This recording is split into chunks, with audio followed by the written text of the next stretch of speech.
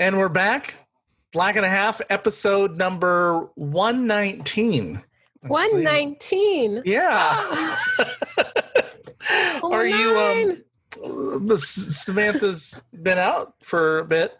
No, not a bit. It hasn't been a lot. It seems like week. You're gone 1 week and it seems like forever. It does. That's what it is. And my Nicole, the fabulous Nicole that you had co-host last week was awesome. She's great, but I was also waiting for people to get us confused, especially since my hair is like in twists now. You know what's funny? When is this going to start happening?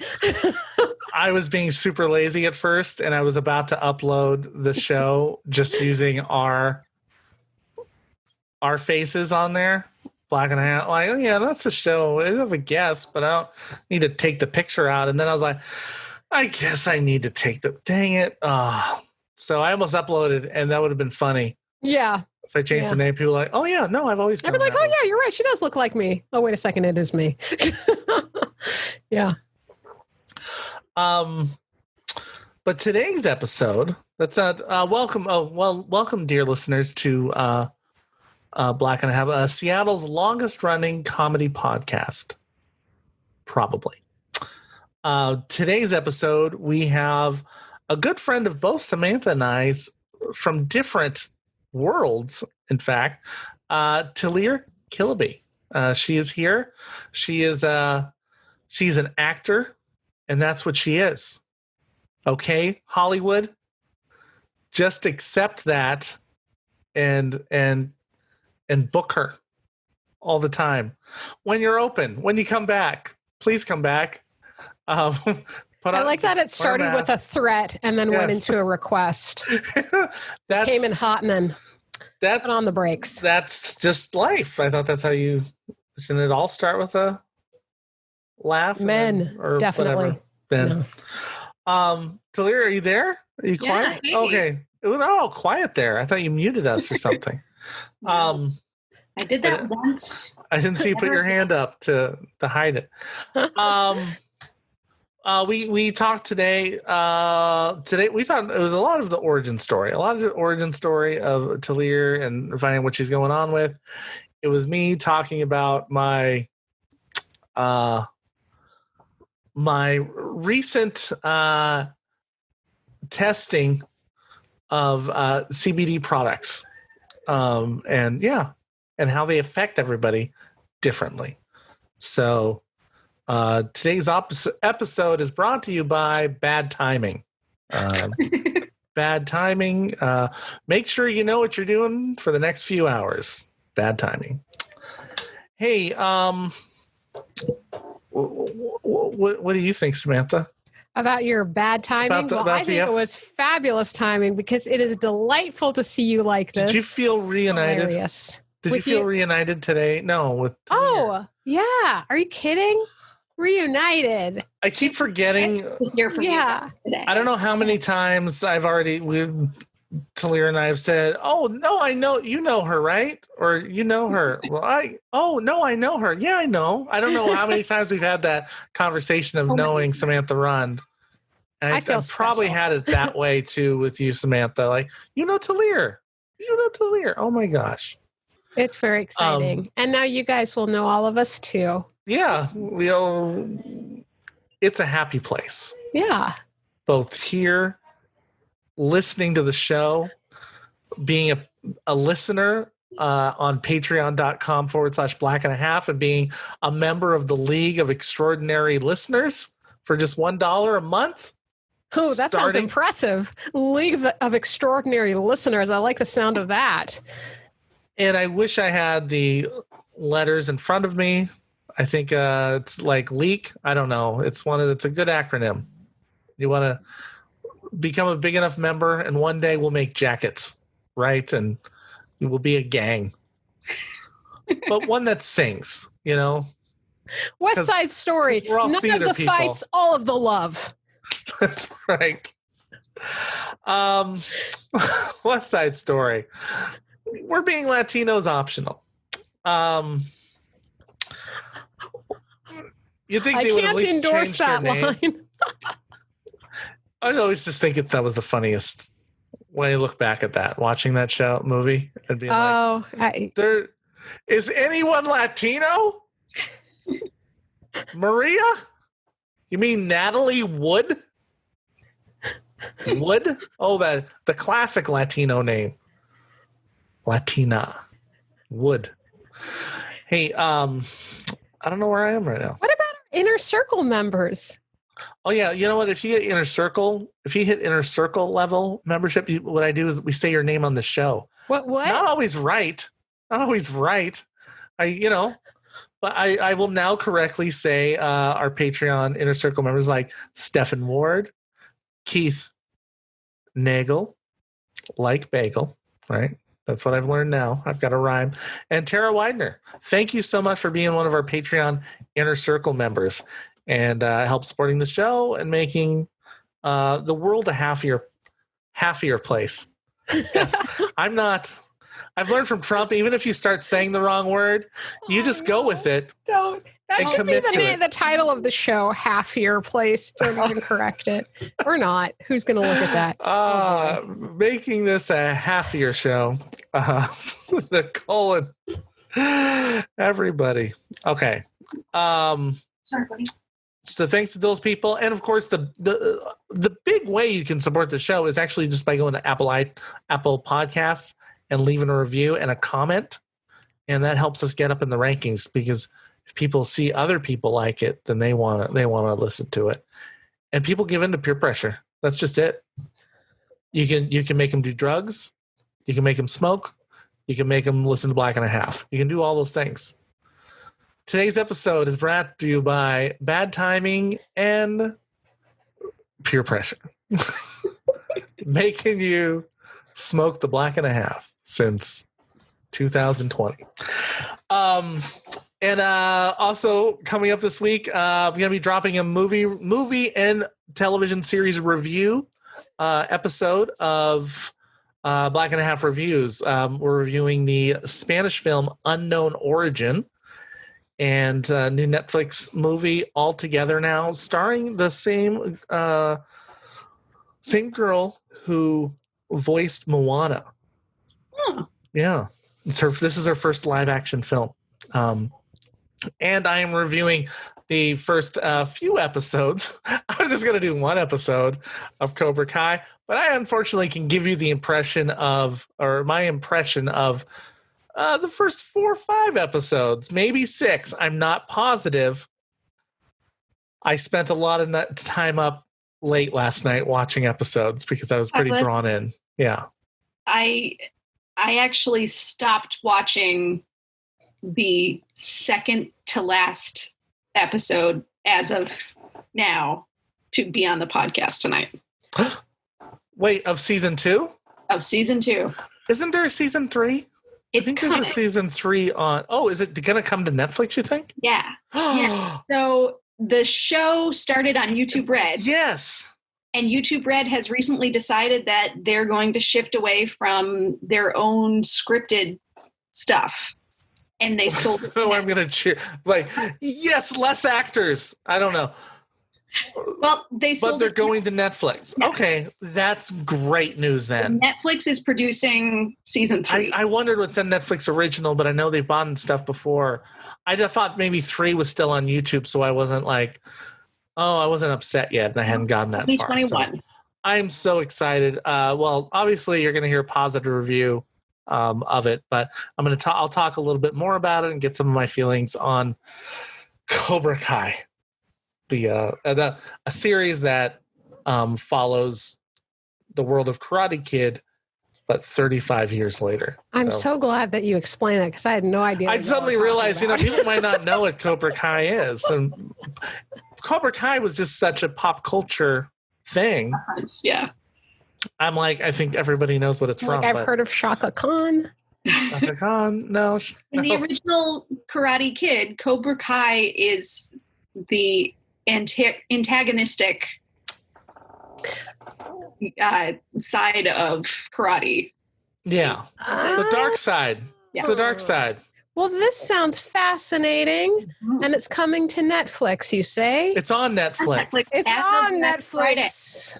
As of last Friday, Samantha. But Oh, right, because you said that you've been watching it. You need to watch the first movie. What? I've seen Karate Kid. Oh, okay. Yeah. But you didn't remember like Cobra Kai. Like from all those years ago? Yeah. Do you know how many things I don't remember from all of those years ago? I read the book. Based on the film.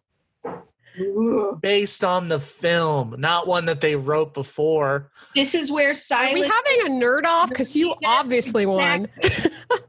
This is where Silas's nerdiness is coming through, being competitive about being nerdy. I forgot that I did that. I used to always do that. I would buy books based off of movies. And this is the hard part for me to understand. I would do that all the time. And now I hate spoilers. I hate spoilers so much, but I used to read books that I had watched the movie 5 or 6 times. So I knew everything that happened in it. Oh, so you watch the movie first and then read the book. Usually I like to read the book first. But I feel like spoiling a book is worse than spoiling a movie. Yeah, I like to read the book first. That's hours. Because then you can, because it's cool to see, because once you see it in the movie, you already have that image in your head. Like, because I started reading Harry Potter way late. I was late to the Harry Potter game. It's true. But I did, so the first few movies were out and I saw those and read the books after, right? But then, of course, because of the timeline, I read the last few books before those movies came out. So, like for Harry and Hermione and Ron, they were like emblazed into my mind's eye. But for all the other character, like Dolores Umbridge, what I imagined her to look like versus what she really looked like, so different. Or what she looked like in the movie, so different. You know, because she was introduced to me here first, right? Yeah. Funny thing is, when I pictured her in the book, it turned out to be almost exactly what she was in the movie. Look at that. See, your talent for all of your other behind the scene works just really came through. But that's not the case with everything. And that's exactly it, is we all have these completely different ideas about what a page should translate to on screen. Right. Like, I thought they were all black. Did you see that thread about like Harry Potter being set like black Harry Potter? No. And I have my very own sorting hat. I should have taken the sorting hat. It's going to be a spoiler for you, but do you want me to tell you? What? For what? It's like a thread I saw on Facebook, but like the sorting hat at Black Hogwarts is really just like a do-rag. The sorting do-rag. And then instead of the invisibility cape, it was like the invisibility Tims. Like the Timberland, weird see-through ones. Yeah, so funny. That's awesome. Send that to me or something. I got to see it. I'll try to. I think I posted it, so I'll have to tag you on it. This is like our longest introduction. It's fun. This is what happens when Silas does a medicated episode. Yeah. What we say. Okay, here we are. Black and a Half, episode number 119. Tellier Killaby. Hi. And the halfsicles? What was it? What? What did we say? It's going to be half-alicious? Oh, the Mochalicious Darlings? No. That's earlier in the episode. Time. Earlier in this episode, we just said it was going to be a goof. No, more haffiness in the world. But then you had the medicated episode, and that was funny. Haffiness. But also, Silas... this is recording, and I'm assuming you're editing it out. I was just trying to say the thing I wanted to say. We didn't. Because I can edit it. We didn't introduce your promotion. We didn't promote business stuff, which we can totally leave out. What? We didn't. Talk about that. So I was just reminding you. I forgot last time. Put it in. Yes, real quick. Let's put it in because that's how I write this off. Okay. And today's episode is really also brought to you by Silas Gets Real. If you are interested to buy or sell a home in the Seattle, Washington area, you can go to silasgetsreal.com and they'll hook you up with Silas Lindenstein of Skyline Properties and of Black and a Half. And and then that's how you support the show. You buy a house, You become a $1 Patreon member. Or you can buy the house. Your move. But you know what? Okay, there's another option. Another one also, you can not support Samantha. You could acquire the skills that she will teach you.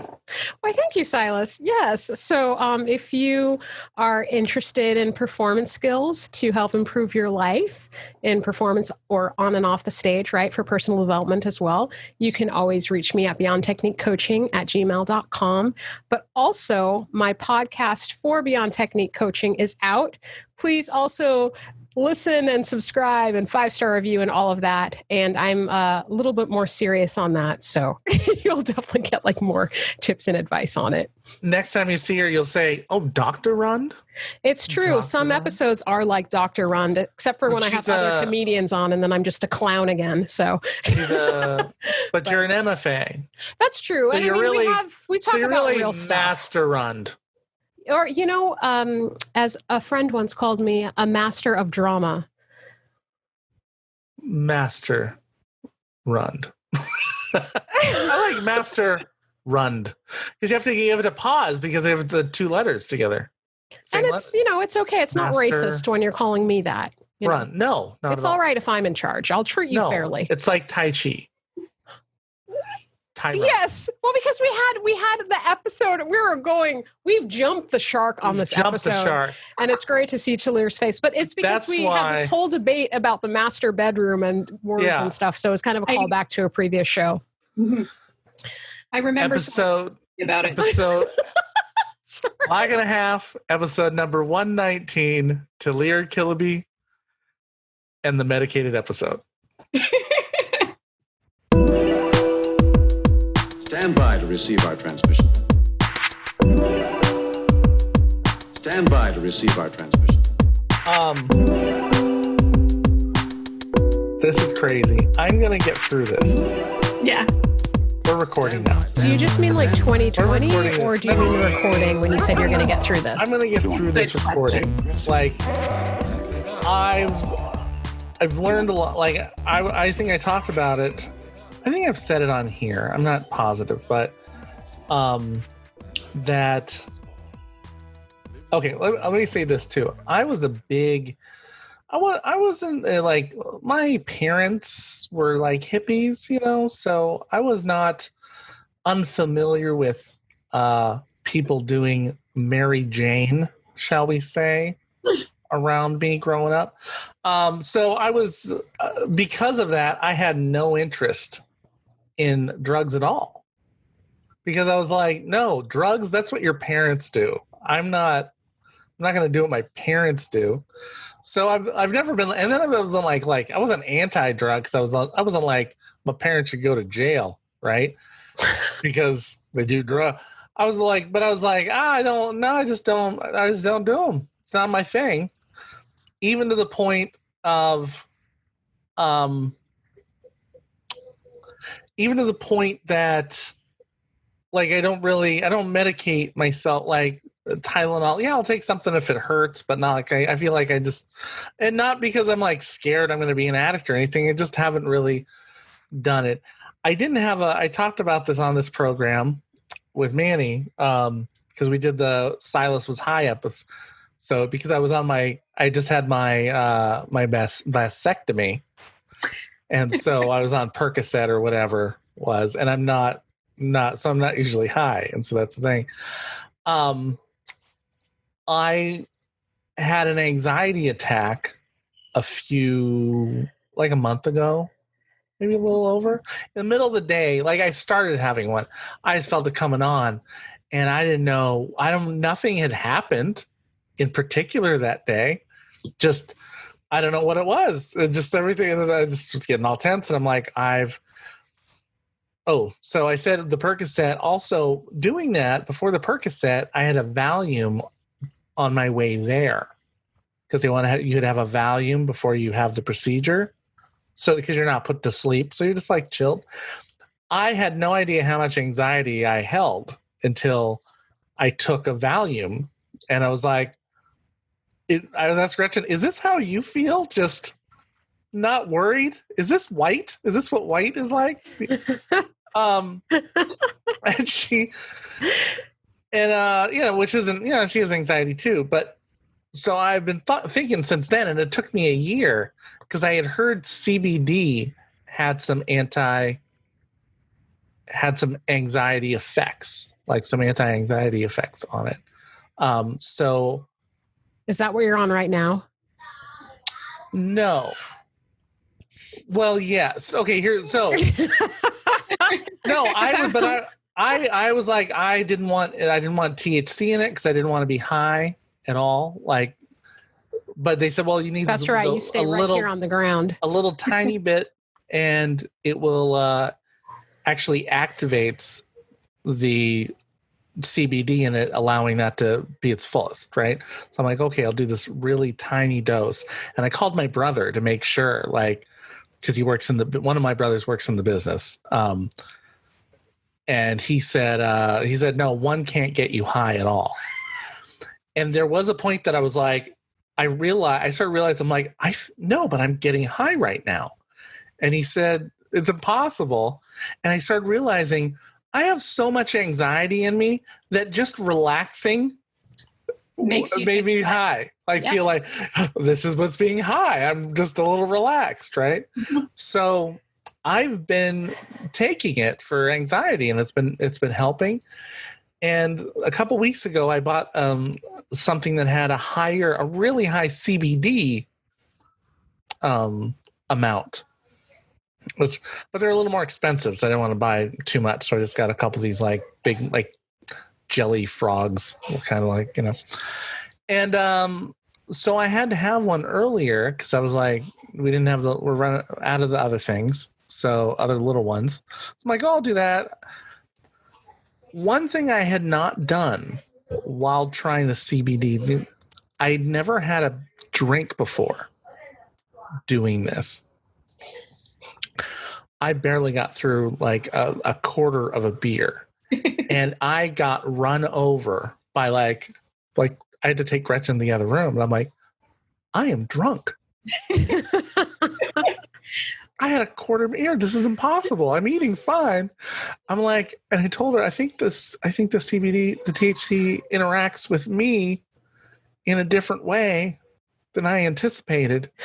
I thought I would just get tired and fall asleep if there was an issue. No, it's and so right now, this was only an hour ago. So yeah. I don't know when this stops, but I feel quite drunk. But I might be high. I don't know what it is. I don't know what I like. You know what it is, Silas? What enhanced you know what? You know what it is? What? You're just white right now. Am I just white? Am I so? Is that Nirvana? You're just white, but you're like, you know what? You're probably like 1985 white. So there's less white guilt. So you're just feeling real good right now. Wow. That was... And male. Okay, you're still male, so you don't have any of those women's worries, okay? None of that for you. I will say, Silas. Is this the feeling of a white man? This is how you feel? Yeah, if you were taking this away from me, I'd get mad too, right? If that's what it... Oh, my God. All right. Silas, in the future, even if you have something with like more CBD or more THC, like a gummy, you can only eat part of it if you want. You don't have to have the whole thing. It's one serving. It's a serving. I take a half a gummy because I do the same thing you do. No, but this one, this one, it's like 1 milligram to 25. It is a tiny amount. My brother insisted you cannot get high from one THC. I don't know what to count. Microns, micrometers, nanobites. They're 1 to 25. Nanobites. Good. I like that. Yeah. So I'm like, so I'm not worried, and it hasn't happened. I've been taking them just like fine. I didn't know. I just feel like I'm actually more focused. I feel like a bit of my ADD-ness went away. Mm-hmm. When I'm doing it, I can sit there. I don't have to have distractions like the TV on or something. I can actually just do my work, and I feel like I can focus on it and taken away. So nothing, and I was fine before. I cooked a meal and everything. It wasn't until I had the quarter of a beer What did you cook? Because I wish you cooked something like nachos with like marshmallows and chocolate, or like just no. It was a HelloFresh meal. A HelloFresh meal. So it was actually the vegetarian one, which we decided early on. Nice. Me and Sierra decided.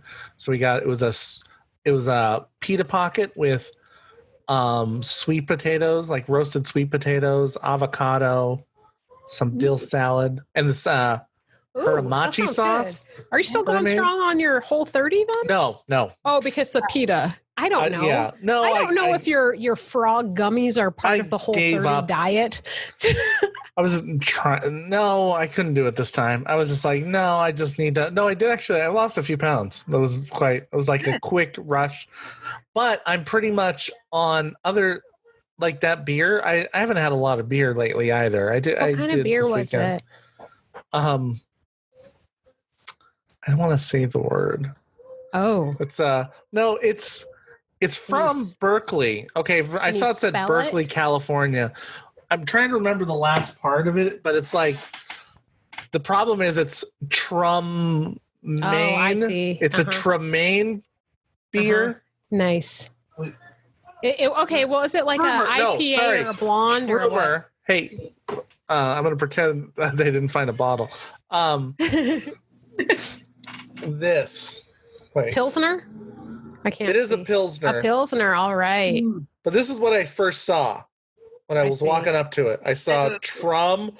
I'm like, no. Oh, it's not Trump. I thought it was a Trump beer or something. Tremere. No, it couldn't be. There's not enough gold foil around it. That's true. But I love gold, so I almost didn't buy it because it's. I almost didn't buy it because the first thing I saw was Trump, kind of like in my that I was like Trump beer. So I almost didn't buy it, and I was like, that is so petty. And is it though? But it said Berkeley, and I was like, but it's Berkeley. I know. First, exactly. I was like. I saw some, I'm cutting you off, but I remember you're taking me back to a few years ago. I was at some TJ Maxx or Ross, probably TJ Maxx, maybe Marshall's. I don't know, one of those bargain stores. And I saw this awesome jacket. And I was like, oh, I love it. I'm going to get it. And I saw it was Ivanka's. I said, oh, I can't. Mm-hmm. I was disappointed. I was so disappointed. Oh. I saw like 5 things that day. Just in general, just, any 5 things. But no, that was a bummer. Tellier, you're in New York right now. I'm in New York. State. New York State. Yes, not the city. Which you're from. Yeah, you're from New York. From Rochester, New York. And that's where we are right now. I notice a lot of people just say I'm from New York, and they almost seem to let it. Is it me that has an implication in my head, a bias that when you say New York, I'm assuming city? Yes. And is that common? It's common for everyone outside of New York State or the city. So if you are... So it's not people trying to pass as... Sometimes it is. Sometimes it is, but even like people in New York City, when you say you're from New York, they don't think about the fact that there's more to the state than just their city. And they assume that you must mean from the city. On the other hand, there are like 3 other major cities in the state. And so Buffalo, Albany, Rochester, and Albany. And Syracuse. So 4, I guess. For a team, I really don't know what else they have there, other than it's a college. Yes, college. Yeah, because it's Syracuse. Yeah, Syracuse. Yeah. I knew someone who went there. Yeah, my dad went there. My boyfriend went there. Yep. But thank you for coming on because it's so late there. Thanks for having me. Are you keeping? It's 11 here. It's not bad. It's not. Well, are you? Let's going to get into it later. Are you in a normal job? Like how, or is it like, sometimes talking to comics, it's easy they'll do a 12 o'clock podcast. What do they care? They're going to be up till 2 most nights anyway. So sort of, I'm just getting into a more normal job again. COVID stopped all that for a while, obviously. I was, didn't you leave right before COVID to get back to New York? How long ago? Yeah. So we left Los Angeles officially. Well, we left our apartment at the end of October, beginning of November. Okay. So we've been here since that point, but we didn't officially finish moving our stuff until February. So I actually was in Los Angeles moving the rest of my stuff the last week of February, and just as everything was starting to come up. So my boss, when I got back to New York, was like joking about whether or not he should let me work. And because he was like, I hear the West Coast has like coronavirus people. Oh, Like, what are you talking about? That's such a wonderful thing to make jokes about. Yeah, no, it's pretty fantastic. That's not very sensitive. And there are a lot of issues with that job. And luckily, I just started doing something different and in a very COVID conscious cafe. A COVID conscious cafe? Yeah. Is that sounds like a web series right there. The initials? Right? Yeah, the owner is really worried about it himself for his family. Yeah, I'm good. I'm not good. No, but good to be conscious. Right. Yes. And he went above and beyond what the CDC's recommendations are, what the state's recommendations are, and like put in a new filtration system, has very limited people working in there, no patrons in there, just takeout delivery and like no cash. You have to order online, pay online. Mm-hmm. It's really fantastic. And he had tried to reopen apparently like a month and a half ago and found it was an issue. So he stopped and like brought in a consultant to figure it out. And yeah. It's weird. Like, I think I saw you post saying you have something about work. Mm-hmm. And I was like, you have to go to work? That sounded like such an alien concept to me. It's like, right? I don't know anyone. Like, doesn't your wife go to work? Oh, she goes to work. I mean, people outside of this house. Everyone else is working from home, and I mean, there's not much of a film industry in Buffalo, right? In Rochester. So I'm in Rochester. So I had a 1 in 5 chance. Yeah, exactly. Buffalo is about an hour west of us. West. Syracuse is about an hour east of us. And Syracuse and Buffalo both actually have some decent film happening there. Syracuse more than Buffalo. Buffalo has a lot of commercials and things like that.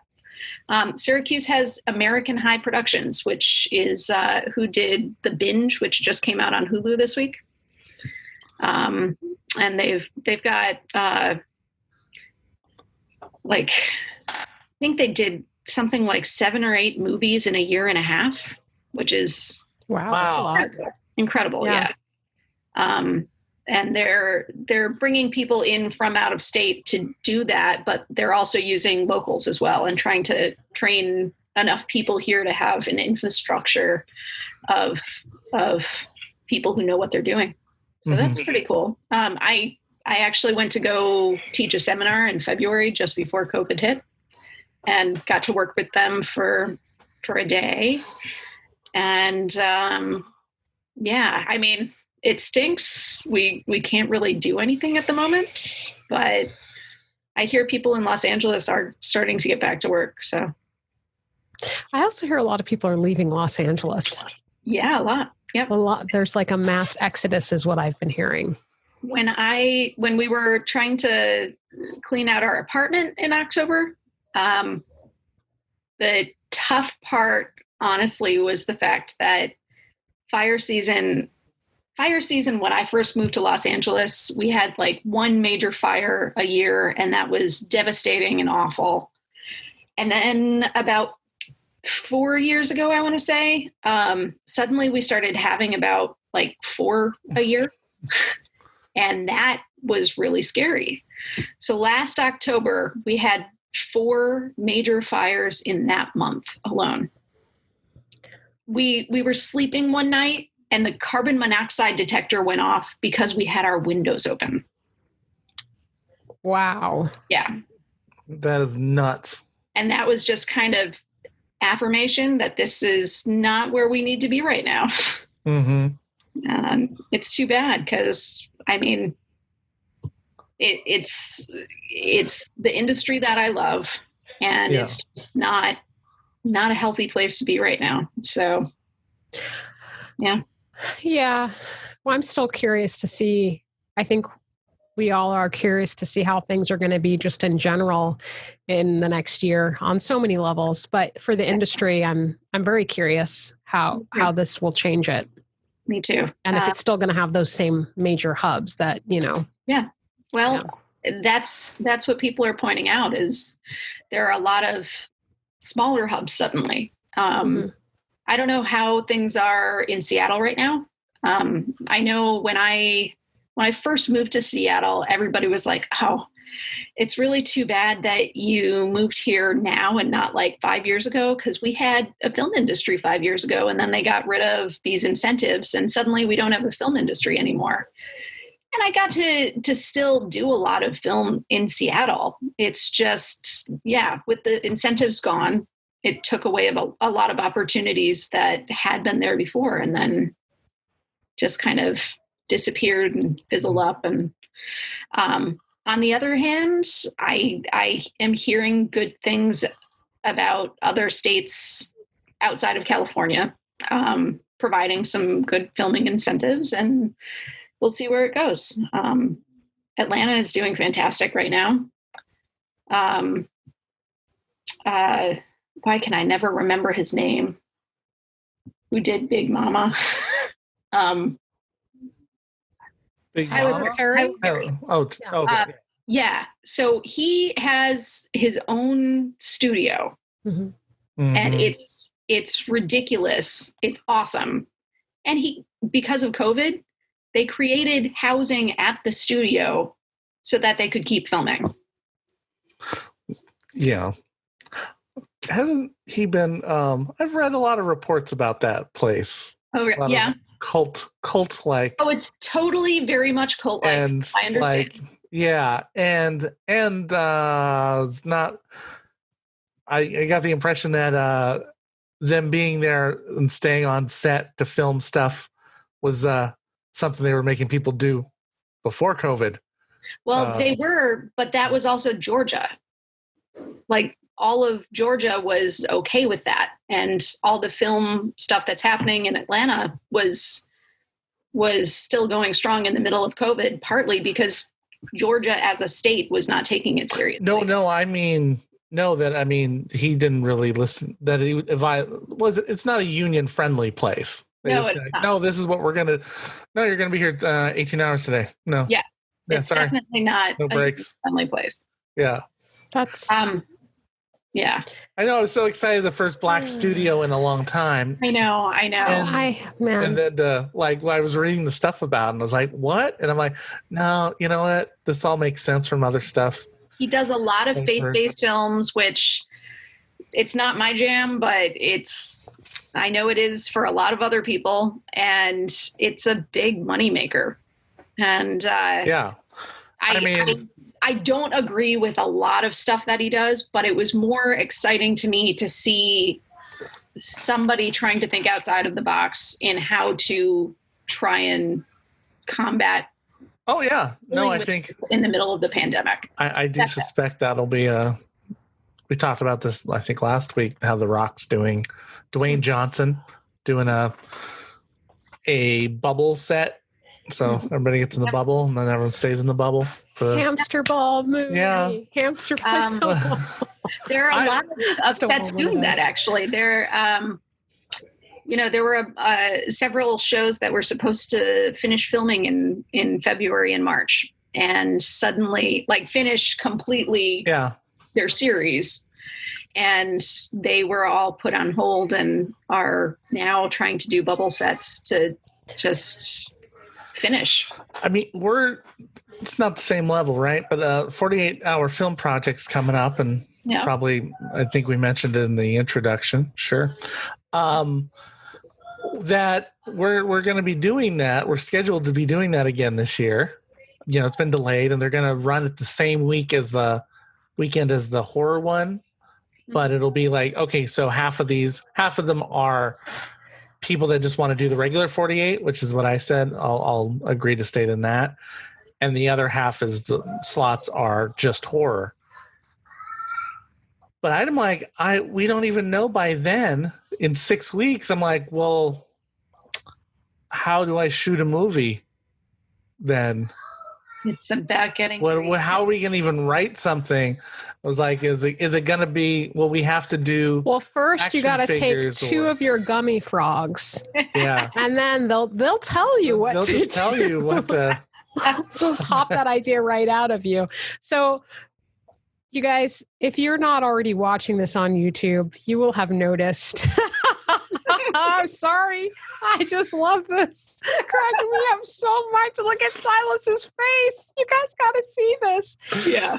Oh my goodness. Okay. I'm going to probably start crying tears of laughter. I'm trying to focus. I know. It's great. Really? It's so funny. See, you threw me off, and I have no You're idea welcome. where we are. You're talking about your hamster ball movie. Oh, the two frogs are helping to make in October. Samantha, I don't even know what. I don't know how we'll write something. Do we write it? Well, it's a Zoom movie. I mean, that's gonna be dumb. Yes, I think it just should be like screaming, just screaming in every language to show what connects us all right now. Just can I make one suggestion? Yeah. Maybe head down the route that they did for Princess Bride on Quibi. Quibi? What? Do you not know about this? Oh no, I've seen the Princess. I've seen the Princess Bride, but I don't know this reference. No, Quibi. So Quibi is an app. Let me see if I can. I don't know where it is on my phone. It's this 10-minute, under 10-minute. Right. So in, I guess it was July, Quibi made this announcement that they were doing the Princess Bride via Quibi, and it was all. I can't think of who directed it or anything like that. It's every chapter, so every 10-minute chapter is done by different actors who are at home quarantined. And it's fantastic. Yeah. Oh, it started out with Fred Savage playing himself as the kid. That's hilarious. Yeah, gonna have to check that out. It's I could probably find it on YouTube, right? Or no? No, it's only available on Quibi. So it's part of their subscription thing. But yeah, I mean, the entire thing. The director went through and gave the actors each a shot list and exactly how they were supposed to set everything up, and then they communicated a little bit on you need to have a rope for this. And the actors were going, well, I don't have a rope to throw over the ledge for climbing up the cliff. So somebody sent over a hose, down their stairs. Yeah. And the whole thing is hysterical. But it's done really well because somebody thought to break it all up and give everybody shot lists, and they filmed all these things on their own and then sent them to the director to edit together. And I guess it worked out pretty well, and it's totally different casting depending on who you're talking to. I guess one thing I was trying to figure out, I'm like, do I have a boom mic operator? No. Or, I mean, like, should I plan on getting a crew together and last minute going, dude, it's not enough. We don't have enough numbers. We can't do anything together. So, like, or if I should, I don't know, because you don't want to do bad quality. But, I mean, I know that there is at least a video somewhere that's like a trailer for this Princess Bride thing. Yeah. That'll give you some sort of inspiration. We shot something like that as a joke for part of, I do this international scavenger hunt for charity every year. Okay, and yeah. We shot something like that as an ode to Princess Bride kind of thing.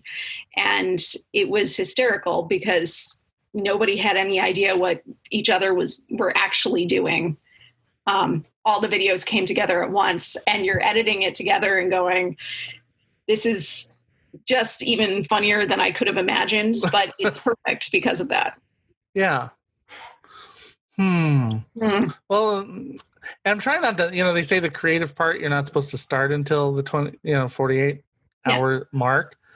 So I kind of I'm trying just to kind of wait on some of it to see, not get stressed about it or whatever.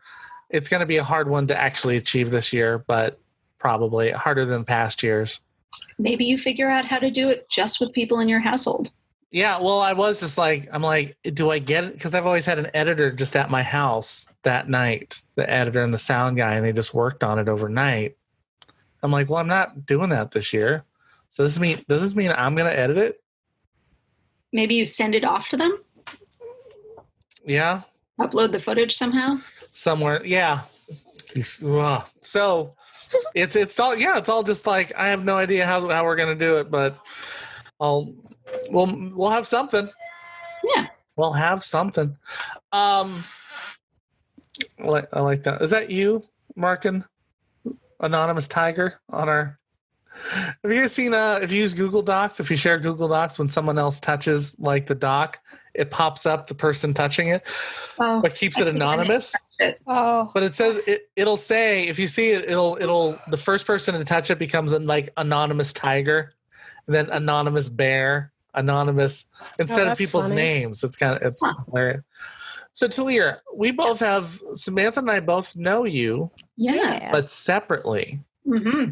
Separate worlds. You never even lived here at the same, well, you did at the same time. We all three did not know each other and live here. Right. And ever. Yeah, I met Silas. I met you many years after I met Tellier. Yes. But we were all in Seattle at that. We were all in Seattle together. Yeah, I was. Yeah, so we were all here at the same time. We just never met. Yeah.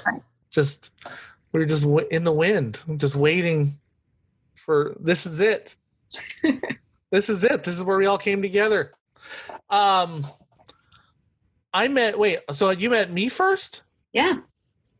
Okay. So you two met on the set of Judas Kiss, right? Yes. Okay. Yeah. Were you both acting in it? No. Samantha was. Samantha doesn't do anything else. She's like, if I'm not starring, why? Yes, I'm obviously the star. Yeah. Wait, what were very male star of that movie. You told us. You already told me in your episode on Black and a Half, Samantha, about the. Remind the new listeners though what was Judas Kiss about? What was your role in that?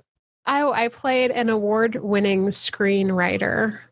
Whoa! I'm smart, you guys. I'm smart, and it comes across on camera. And then you became one. Well, that's right. Yes, that's right. Yeah. Yes, and your character was judging a film competition because of your status. Yes. And here's a fun fact. Maybe.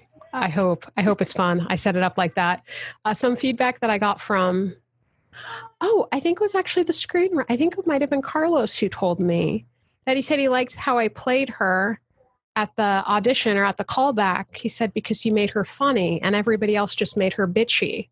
And I was like, yeah, she's funny. Why did everybody think she was so bitchy? And I had a few people tell me that, even this guy that I was dating at the time when the movie came out, I think, or before, I don't remember, whatever. And he was just like, wow, you're so bitchy. And I was like, what are you talking about? This character is hilarious. It's just funny how people interpret stuff. So that was a fun little walk down memory lane. Yeah. And Tellier, what did you do? It was the first production that I was the unit production manager on. Okay. Yeah. What does a unit production manager do? It's a really good question because it differs depending on who you talk to. But essentially, there are like several positions that, depending on the size of a film, either act as the producer, the line producer, or the unit production manager.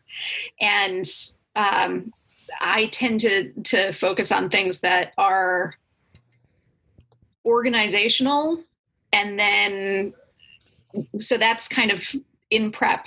And then during filming, I'm like hands-on and making sure the production runs smoothly.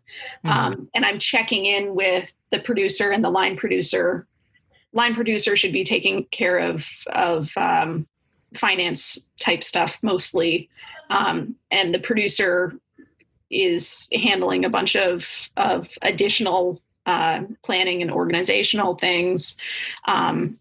And sometimes unit production managers wind up just in an office the entire time. And my preference is to actually be on set and trying to do my work from there. So it just kind of depends on the production and the situation. But that's it, kind of, in it. Yeah. Okay. Not really.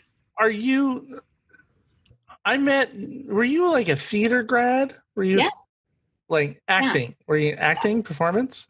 So my actual degree is in theater education, which is how I met you. Right. Yeah.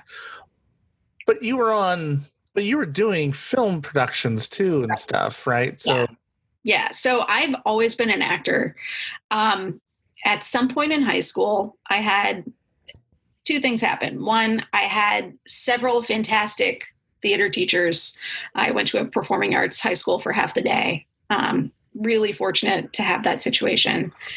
And they changed my life. And then the other part of it was acknowledging the fact that in order to get an acting degree, I most likely would have to pay it all out of my own pocket versus if I could make it a theater education degree. It was basically an acting degree with a teaching degree added onto it. Okay. And so I could kind of combine both and get an acting degree that I could also get grants and scholarships for, and family financial help for part of it. And so it cut down on my student loan debt significantly. It was still quite a bit there, but at least, for my first year, I could at least get part of it paid for through grants and scholarships, and then some help along the way here and there. But it was really just a financial choice, honestly. That and a push from my family to say, having a teaching degree means you have something that you can fall back on when acting doesn't work. I'm going, okay, I'll deal with that, I guess. So since you got this actor, you got this education degree, though, was that partly why you had? Because I met you as a costumer, and oftentimes, I feel like people start doing. I feel like they start doing costumes because they think it's the in. I'm gonna be on these. Mostly it was in theater, I think, is where I would see people They're like, well, I really want to direct, or I really want to, or I want to act, but I'm like, oh, but I love all of this. So there's I love all of it. So just being involved in the production will make me happy. Well, there was a little bit of that at first, definitely. Yeah. But then we realize that it's hard to get costumers and stage managers. And then, so then the person, well, I know they'll stage manage even if I don't cast them. So yeah, maybe I won't cast them and I get a stage manager. Like, I had that happen a lot in college, actually. And mainly also because I was getting this degree in theater education. It was also pointed out to me quite a bit that if I was going to be teaching theater, or at least getting the degree in it, I had to show everybody that I knew what I was talking about in set design and costume design and stage management and box office and all of these things, because all of that was required for my degree. Yeah. So I kind of got a crash course in everything. And then I worked in a scenery shop for 3 years out of my degree. Mm-hmm. And I just kind of looked at it all when I moved to Seattle and went, I know no one here, and I need to delve into the theater community and the film community in Seattle, and I need to figure out how to do that. And somebody had pointed out to me how in many other places, being a jack of all trades means you're a master of none.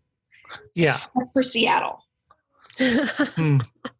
So I kind of took that information to heart. And at the time that I met you, I was acting at Second Story Repertory. That's right. I was teaching there. I was building sets as the tech director of Absurd Reality Theater, which is now defunct, but a wonderful group of weirdos that I love.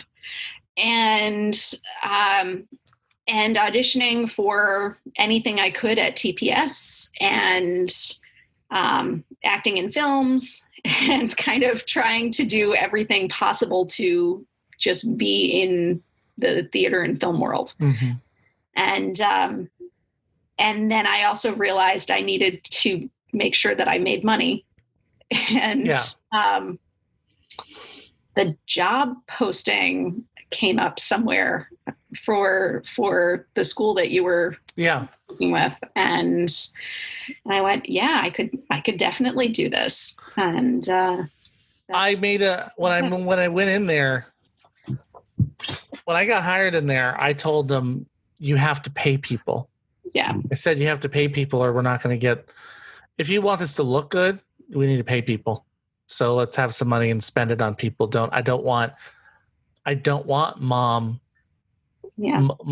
C over there making something for it. No, can we just hire someone so it doesn't look like a trashy little high school production? Let's not treat it like high school. So how about I bring in an actual costumer? Right. And the wonderful thing about what you were doing too was we were renting them. That's right. Yes, you were renting us, but also you were having us mentor the kids to take over. Yeah. Because the whole idea was that it's their program. Mm-hmm. Sure, rent a professional for this or that in a production, but make sure that the kids are getting taught how they can continue this in the future as well. And that was really, really cool. And it was something that really excited me about the whole program. Mm-hmm. So. Do you ever feel have you ever been afraid of the I remember specifically being told by my college, my theater people, my theater professors, if you're willing to do anything else other than act, that it was going to hurt me. Yes. Because people always take me to something else. And do you feel that's hurt you? Yeah. Yeah. But does it also, here's what I wonder, like, but there's so many people who say they won't do anything else but act, and then they just leave. because it's all shut on their door and they never get anywhere. And I wondered, like, well, but the people who were willing to take a job that wasn't the acting still ended up getting to be part of a production. And you're home just rooting for the Cleveland Browns again. You know, you have nothing to do. Well, I think the difference is once I left Seattle, I also left the mindset of being a jack of all trades. And I then specifically went, I went to Los Angeles, and that's where they said, you can't do that or you won't act at all. And they said, but people in Los Angeles are also very accustomed to being an actor and one other thing. So that's kind of what I decided to do. And I said, okay, well, as much as I love building things and sewing things and all these other sides of it, I should focus on just acting and unit production managing. And after a while, I even stopped doing most of the UPMing as well.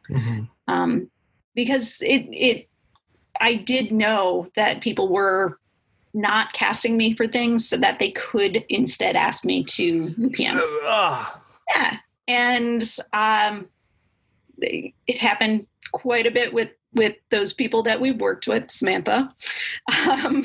Oh, geez. I'm so sorry. Because I thought about it when I said that audition story, and then I was like, wait, but I think it would have been different types because... it totally was. Okay, good. Because that... Yeah, I was like, that would have been horrible. I also looked way too young at that time. I still look pretty young now, but I looked like I could barely pass for 18 at that time. Oh, I think. No. Yeah. For a long time. It's interesting to see them kind of squirm when you bring up the idea of, okay, so I know what you're doing, just so you understand. And they kind of, they don't realize that they're even doing it themselves. So I finally got to a point where I said, okay, I'm not advertising that I do this anymore. There are a few people that I will do it on occasion if they are really in a bind. And then there was one production that I held off and said, yes, I will officially do this for you, but it's also because I agreed to do it years before. And it just took them a long time to get their acts together to get it up and running. There were some setbacks, and that's totally understandable. And in the end, I said, because it took you so long, here's the thing. My rate's gone up. I know you can't pay that rate for a UPM, but I also know that you have 3 small co-star roles that I could fit one of those. And they're like, no, you none of these are written for your type. And I said, well, actually, none of them are written for any type, so you can figure it out. Nice. That's my bargain about it. So decide which one, and you can keep me. So I played hardball. Yeah. Way to speak up for yourself. Yeah. But yeah. And, I did. And that movie finally just came out during COVID. What is it? What's the name? It's called Something Like Summer. It's Something Like Summer. With the same guys who did Judas Kiss. Okay. And, it is a big gay musical. What? Oh, big gay? Yes. I thought you said big game musical. No. Like about hunting. I'm like, whoa. About shooting bears and singing. I mean, could you see the storylines there? Is it streaming free? Yeah. Or it's not free. It's for rent. On Amazon Prime? It's on like Amazon. What else? Apple. You're in it? Yeah. Briefly. Yeah. I have one scene but hey, that's great. And I wish I was into filmmaking when you were here. I know. You didn't really get into filmmaking until... No, I didn't really consider film. Yeah. And I was too much of a theater snob. And already like trying to deal with figuring out the math of how many plays a year I would have to direct in order to make a living. And then, look at commercial. Yeah. Well, and it wasn't until I was Lyft driving and someone told me that they really wanted ethnically ambiguous. Mm-hmm. And that was one of the reasons I never pursued film at all. Like, and even my thing with theater, why I started just thinking about directing was I was like, outside of college, what am I? Yeah. Like, what am I? I don't know what I'm going to get cast in. I don't see so I really didn't even think about film or theater or. Right. But meanwhile, they were thrilled to have people who were considered ethnically ambiguous. And I think, honestly, it's because they could hit several markets all at the same time by not specifying ethnicity. Because people like me, especially, I feel like growing up, like people always, I mean, I had a joke about this, that people tend to put me in whatever ethnic group they are. Right. They would just assume, which made me an ethnic utility player, because I could be your Mexican. I could be with that. People would just accept me as like, oh yeah, I'm sure he must be whatever that is. But I mean, I wasn't conscious at the time, but I look back and I'm like, that's why I never pursued it. Just like two things that would have made me pursue film if I learned when I was 18. One, if I ever thought George that there would have been like movies of Star Wars after, that he would have sold it, that Lucas would sell this one day. If I had ever thought about that and thought, there's a chance someone other than Lucas could be involved in Star Wars, I would have been in LA. Like I would have been working toward that. Not just that, but the idea of there are other roles in Star Wars that exist that I had no idea existed, and I could potentially be one of them. Yes. That was like mind-boggling when it suddenly occurred to me one day. So if I ever thought I could have had a chance at directing a Star Wars in the future, I would have kept going there. And then I also, if it was that they would say one day racially ambiguous is going to be a big thing, get in there now, boy. Then I would have gone for it. But I think I didn't see myself in movies. So I was like, I'm not going to bother even try with that. I'm not. Well, and it's a fault of this industry that not only were you just thinking you didn't think that kind of person existed, it's because you also didn't see it yourself. There weren't other people who paved the way before you. Right. And it's a sad fact about this industry. I'm glad that things are changing now, but it took way too long. Well, and now I hope this empowers even more people to realize they can just do stuff from their house, how much they can just, hopefully they've embraced a little technology, tried things they haven't, and like, maybe we could just do something here. I think YouTube has helped with that quite a bit. Mm-hmm. And TikTok, everyone's a little filmmaker. Yep. Just put on a hat, you're a different character. Samantha, you're sighing. I'm just like, this TikTok? No, it's just, no, it's not that. It's like some days I just need to unplug from the like woes of being an ethnic actor or just an actor. Some days I'm just I just can't. Exactly. Or ethnic. Some days it's just, just listening to, things we wish we would have done a little differently or this or that. Like one thing I wish I would have done sooner was make my own stuff. I was I don't blame myself for this, because I think we all do the things that have worked for us in the past, and we think, oh, that's going to continue to work for us.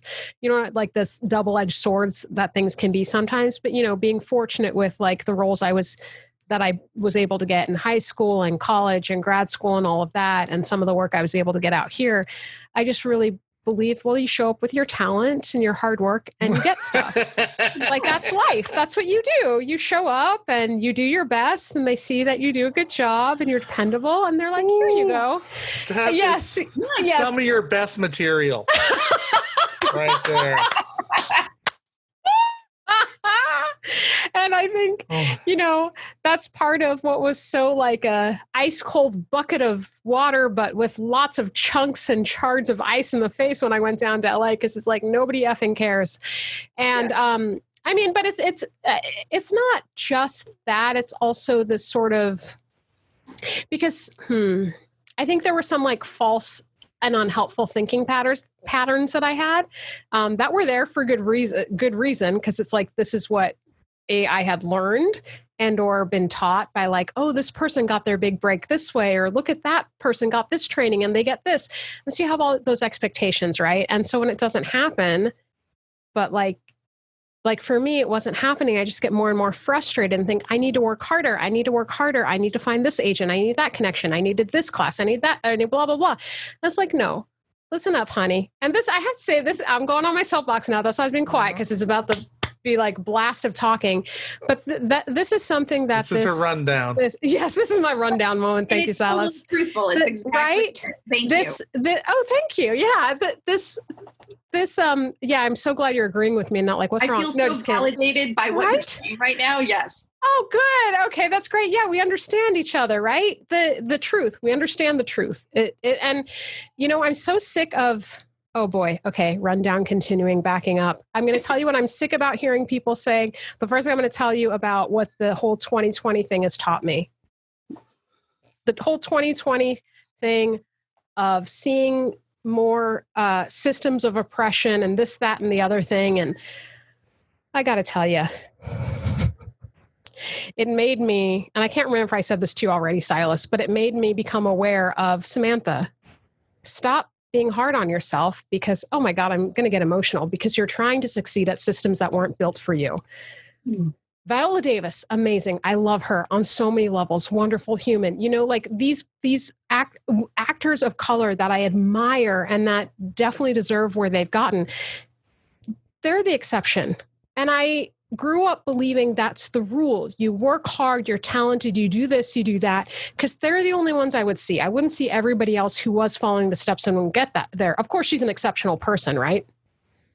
But then there's the other thing that I'm sick and tired of hearing. Okay, so there's that, the like, right? Where do you fit in the world? Not just like your actor, positive thinking, hard worker mindset. But then the other thing that I'm sick of seeing is, I'm sick of seeing all these ads for actors about hustling and you need to be prepared. And when you follow my methodology, you will book the role and da, da, da, da, da, da, da. And I'm going to say bullshit. That's right, you guys, you heard it here first, bullshit. Because you know what?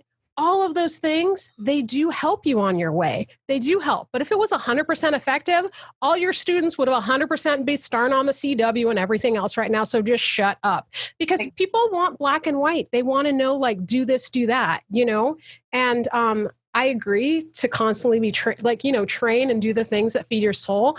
But being a spiritual person, I know, Silas, this is the part where you may tune me out, but I also believe that it's my hard work and my effort, but then there's also, what is it that I'm really here on earth that I'm meant to do? So it's like, on one hand, I'm very frustrated by these the false thinking I bought into that caused me more suffering. And on the other hand, I'm like, you know what, honey, that's okay. You did what you had to do to be where you had to be, to learn what you needed to learn, so that here you are now. Exactly. Right. And it's just, I'm just, I get emotional thinking about, I'm tired of actors hurting themselves and emotionally thinking they're not doing enough, or they don't look good enough, or they don't have this connection or that, and blah, blah, blah. It's like any number of things. I've never met anybody on a set who didn't work hard to get there in their own way. Right. And so I think it is a lottery. But it is also, you still got to put in your ticket for the most part. That is my rant. I like it's a lottery, but you still have to put in your ticket. That's perfect. Yeah. Yeah, you're right, because there's people who are expecting to hit the lottery and they're not even fucking buying. They just think they're chosen. Yeah. Like, they may not say that, and they may not even act it a lot of the time, but there's a behavior when you're like, you're not willing to put in any work. Like, you can, but you're just not even trying, because maybe sometimes they just happen to be lucky or knew the right people or whatever, and they got some success without having to put work in, and they just kind of expect it to just keep happening. Unfortunately, for some people, it does. Like, they have the Yeah, but I think there's always. Then they're just entitled, because they're just like, no, it's always just worked out for me. Yeah, but I guess I think I know on one hand, I think it can look like that on the outside, but internally, everybody's got to do some work at some point, at one point or another in their life. And I feel like the later and the older they are when that happens, the harder it's probably going to be for them. Yeah. One phrase I absolutely hate to hear, and I think people are surprised sometimes, is I hate the we got to learn to work smarter, not harder. And I want to say, then fucking sit down. If you're not willing to work hard for it, no, don't just figure out how to work smarter. That's for manual labor, right? If you want to do this, if you want to be this, you need to work hard. You're not entitled just to have it. You know what? I will tell you the reason why I like that. But I would probably pick instead of smarter, a different word that I haven't found yet. But the reason why I liked smarter, not harder, is for me, I would keep working hard at those things that weren't necessarily working for me. It wasn't that eventually it wasn't going to work, because I did book roles, right? But it just wasn't working for my soul. It was making me feel like, I'm just picked me on a feisty day. But I remember towards my last, I think it was the last month I was in LA. I remember being in a class, and it was an amazing class. Really, I enjoyed it. But I was so drained. And I've never been a person who cuts themselves. But in this class, when I was acting, I felt like I was cutting myself. It was the craziest thing. I was just I was so drained and so running on all cylinders for so long. And I just I just needed to not. I just needed to not. So some of that work smarter, not harder. It's you know what I mean? Hard work there's all kinds of hard work. What's the smartest kind of hard work for you? Exactly. I like that. I guess, no, I see your point, and I like that. I guess I just feel like I hear that a lot from people that they just don't. What I hear from when I hear it is oh, you don't want to work for it. Oh. You're just trying to find this smooth way. You want the $1 million, but you don't want to I mean, you want to ride the idea of being smarter is riding the coattails of somebody else. No, go out there and make your own thing or whatever you need to do. Just. I guess, yeah. I mean, I guess I obviously didn't have that association with it. It just seemed like if there's an easier way to do your hard work, do it that way. I mean, without cheating somebody or, I feel now I suddenly feel like I'm that old guy yelling at the millennials. Y'all don't want to work for it. You need to work hard for it. It shouldn't be easy. Damn it. Silas, you need to tell them to get off your lawn. And I have a lawn. Because I worked hard for it. Okay. I'm trying to stay closer. Yeah, I know. And I need to help you stay on track. But with everybody hating on millennials so much, it's how hard is it to have energy for life when you're afraid the world is ending? I mean, if you think about how so many of us adults have been feeling lately, how have what about the children and they're told the world is going to end and global warming, and they got all concerns, and there's no money for nothing. Gee willikers, let them be on your lawn, Silas. Let them be on your lawn. Yeah, you know what? Maybe you don't believe in gender. Maybe someone doesn't believe in that, like, you can have a different gender than you're born in. We are leaving. My people are leaving this planet in ruin. You can be whatever gender you want. You should let them. We've destroyed this planet. If anyone you know wants to be whatever gender, shut up. You have no right, even if you don't believe in it. Even if you don't believe in it, you've left them with nothing. We've destroyed that generation's safety and safety net. Let them be whatever they want to be. Just shut up. Right? I'm sorry. I wasn't yelling at you. No, it's not that. I was really wanting to put a tag onto your well, it wasn't a joke, but I wanted to put a tag on it, and I stopped myself because this will be airing to all of our cult following. Yeah. So, you know. And new members, welcome. We're happy to have you.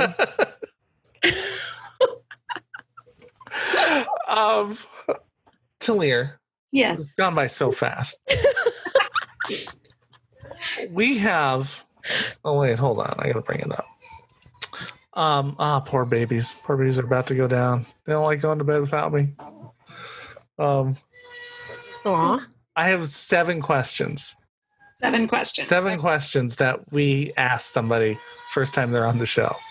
Okay. Can you hear anything in the back? By the way? Yes. Okay. I'm gonna hold on. 7 questions. Just answer them as whatever comes to your mind. There's no wrong answer. It's a good thing. Number 1, what are you most nerdy about? Okay. Harry Potter, Star Wars. I mean, I'm nerdy about a lot of things, but those are probably my top 2. And it's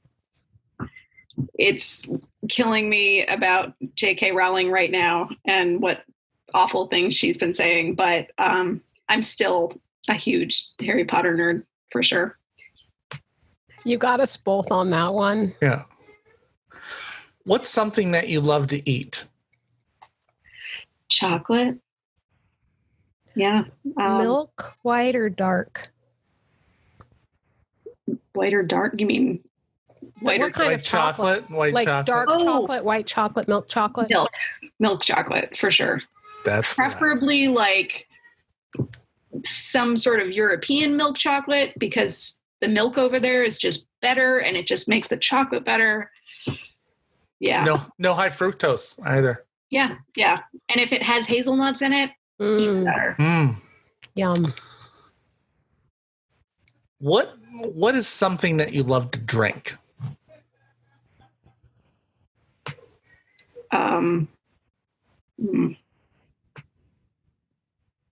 Mojitos. I'm a bartender occasionally. So, and during COVID, that's bartender, actor. Yeah. First unit manager. First unit production manager. Yeah, my bartending skills have come in very handy at home last few months. Oh, you're making me thirsty. What kind of mojito are we talking about that's your favorite? Classic or flavored? Classic mojito, yeah. Nice. Mm-hmm. Okay. What kind of music do you love?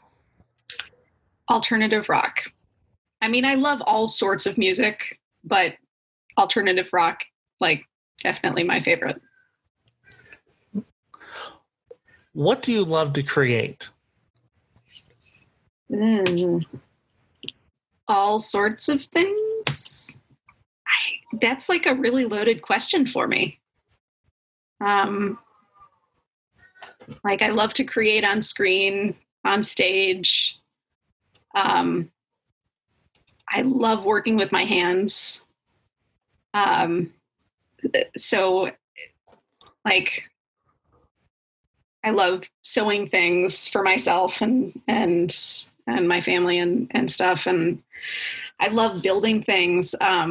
Unfortunately, these days I'm realizing my body is just not quite happy building things anymore. That's kind of heartbreaking. But in general, just anything that I can be creative with is just kind of a blank canvas.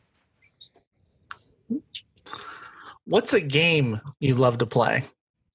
Settlers of Catan. Okay. In 100 years, when someone reads your biography, what do you want to be remembered for? Ah, gosh. I don't know.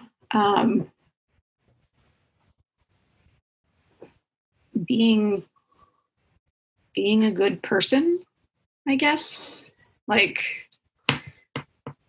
being someone who's well-rounded across the board, and I mean, I feel like I should be saying my acting or my film work or, you know, something very specific like that. But I think in the end, really, you know, whether or not you were a good person is really what's important. Did you do a lot of philanthropy? Did you make sure that you were taking care of those around you? I think that's the most important. Tellier Killaby, thank you so much for coming on the show. Oh, I'm sorry I wasn't more entertaining. What? You're entertaining. What? You're amazing. What are you talking about? Well, it's the actor like telling me that I'm not, you know. Did you miss a beat? Yeah. Did you miss the beats? Did you not beat the scene out? Beat it? I don't know. It's kind of hard to do when you don't have a script. No. Wait, we're doing an improvised scene. Just a second. Can you tell me what's coming up? I need to find out. All acting is acting is just scripted improv. So, you know, Right, scripted, Silas, scripted. Well, yeah, the lowercase s. Your most current film, you can see you acting again. What the name of it on Amazon Prime? Something Like Summer on Amazon Prime. Something like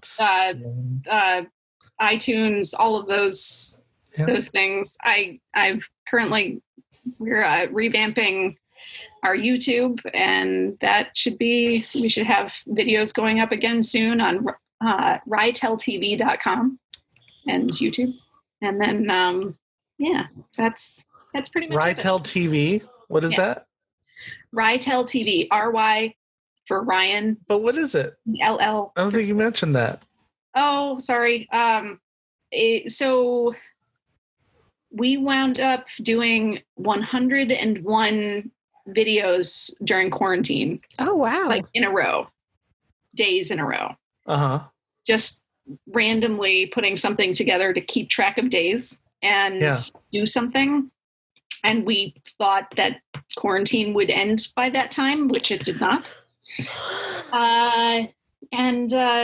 So at the moment, they're all up specifically on Ryan's YouTube page, Ryan Kemp.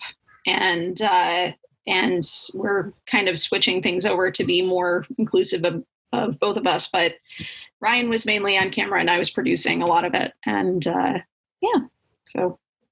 and some of it is fantastic, and we hit it out of the park, and other things, there are some days that we just don't talk about. Yeah.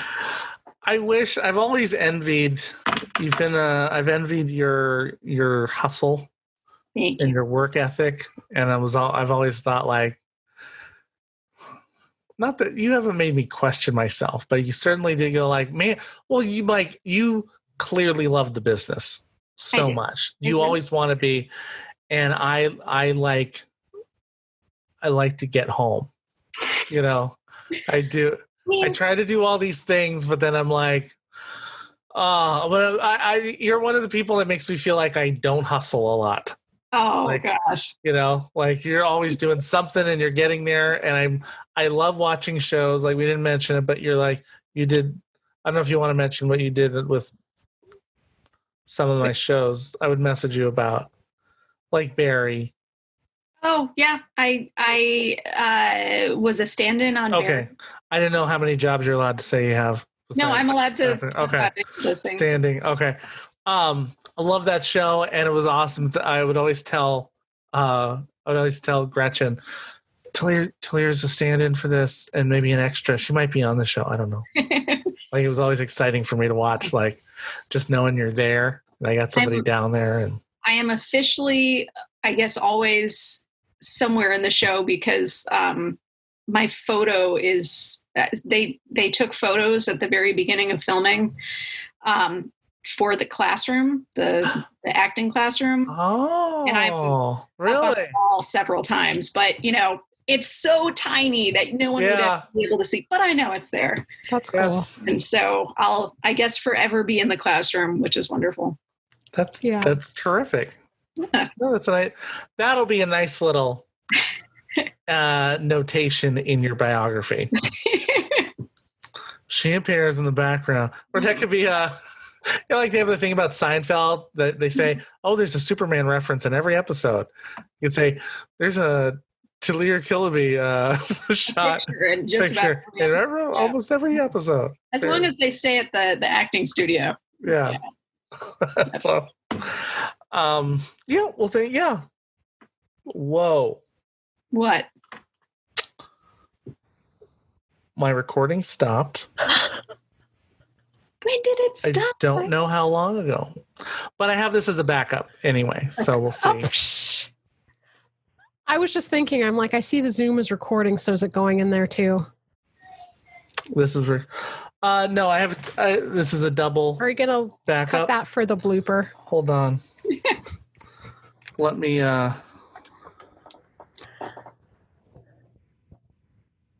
Oh, I shouldn't be doing this intoxicated. Hold on. Hold on. Wait, is this actually legitimately recording us still? Yes. So I probably shouldn't talk. Okay, I'm talking, but I probably shouldn't. I turned off my mic. No, you didn't. We can hear you. Can he not hear us? He can't hear us. Now I can hear you. Okay. This has enough time. I should have worn a green shirt too. It's the green shirt episode. I forget to check the time. Green curtains, I guess. It's recording again. So I think hopefully, as long as I got through the 7 questions on that, but I have it recorded on the cloud, so that's the backup. We're all good. But hey, thanks for coming on. Thank you for having me. And staying up late. I look forward to listening to Thursday, you talking about Cobra Kai too. Oh, okay. Yes, I stay tuned. Stay tuned for that. So for all of us here at Black and a Half, stay black and stay half. Stand by to receive our transmission. Stand by to receive our transmission.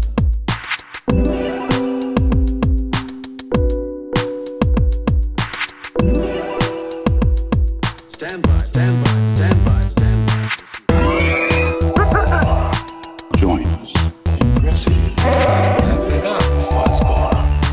Join us. Impressive. Wrap it up. Join us. Impressive. Wrap it up, fuzzball. Live long and prosper and prosper and prosper and prosper.